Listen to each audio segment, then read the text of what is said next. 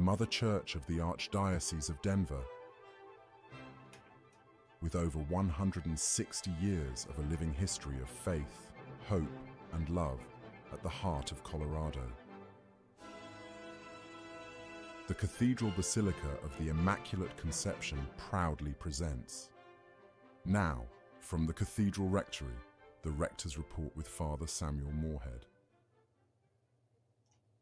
Greetings, this is Father Sam Morehead. Welcome back to the Cathedral Rectory. It's good to have you here as we gather together at the beginning of this new year of grace in 2025, having celebrated all the glories of Christmas and Epiphany, and now we're entering back full-time into this ordinary time that anticipates Lent and Easter beyond. So as we do this, let's begin together on the second Sunday of Ordinary Time here in the month of January 2025.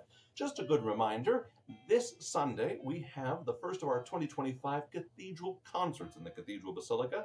As always, they're free, open to the public, a great way of entering into our faith and of evangelizing others to share in the life of faith.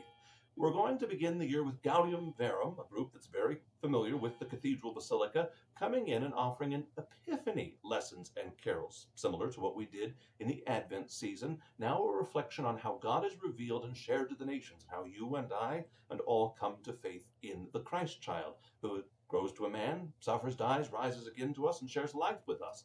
This will be this Sunday at 3 p.m., again, free, open to the public, Gaudium Verum, giving us great music from the historical repertoire of the church. Then, also this Sunday at the 10:30 a.m. Mass, where we have our full choir, always doing such wonderful music, we're going to have the next installment of our Jubilee Year pilgrimage gatherings. We're inviting all university students to join with us this Sunday at the 10:30 a.m. Mass.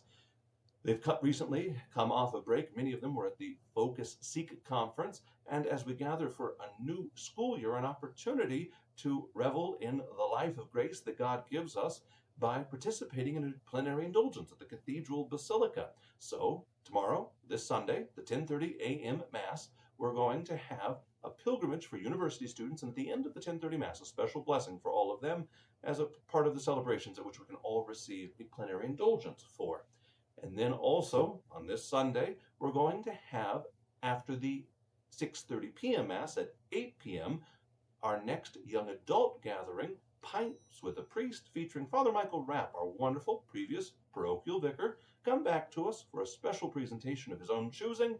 This will be for those who are 18 through 39 years old. We'll meet at 8 p.m. in the Cathedral Basement Hall, accessible through the double wooden doors along Logan Street.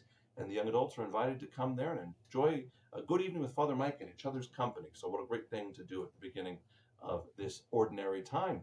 Speaking of life shared in common, we're going to take up a theological and a moral reflection on that this Wednesday, 6:30 p.m. in the Cathedral Basement Hall as well, as our continuation of conversations of faith and sharing of life through our Credo series for persons of all ages, Catholic, non-Catholic alike.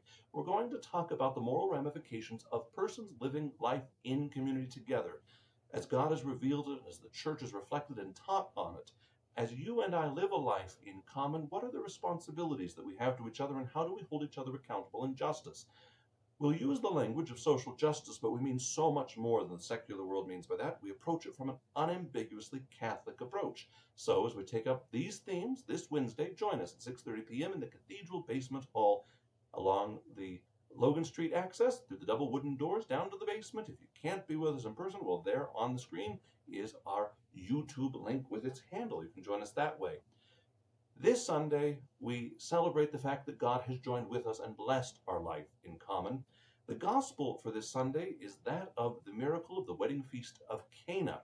It is the third part of a three-part trifecta, which is ancient, in which we consider the Epiphany events, both in light of the journey of the Magi, the baptism of our Lord Jesus in the River Jordan, and then the wedding feast of Cana. These three, which liturgically coincide and come week after week in a 3-week series for us, is an ancient way to reflect upon the marvel of the incarnation revealed to the human race and human beings coming into relationship with God through Christ. So, this weekend we'll hear St. John's account of the wedding feast of Cana. One of my favorite pictures, images, paintings of it is there on the screen. You'll find the couple who run short on the wine are depicted in the back, the bride and the groom. In the foreground, but juxtaposed, is Christ, his Blessed Mother Mary, and St. John the Evangelist at either side, reminiscent of the scene of the cross. Just as Christ is performing this miracle for a married couple, it's to remind us that his real purpose is to form a marriage of himself with the human race through the church, which becomes his new and eternal bride. And more than just providing for the temporary material needs of a bride and groom in this world, he's pouring out his life's blood Eucharistically for us to make us into his wonderful bride as the church. So there's so much to reflect upon in these gospel passages, so much in this weekend celebration, and even in this glorious piece of artwork that you see on the screen now.